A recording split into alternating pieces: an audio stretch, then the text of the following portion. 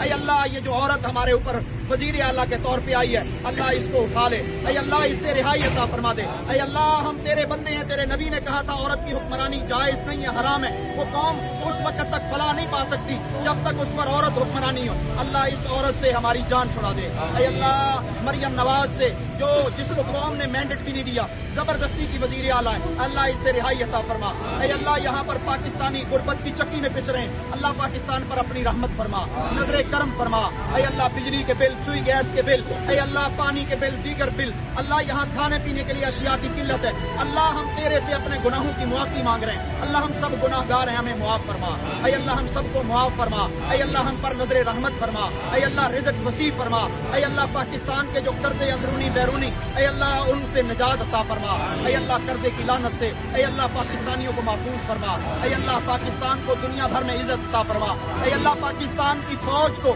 اے اللہ اسلام کے لیے لڑنے کی توفیق عطا فرما، فلسطینیوں کی مدد کرنے کی توفیق عطا فرما، اے اللہ ہمارا سپہ سالار اے اللہ فلسطین کے حمایت کے لیے کھڑا ہو جائے۔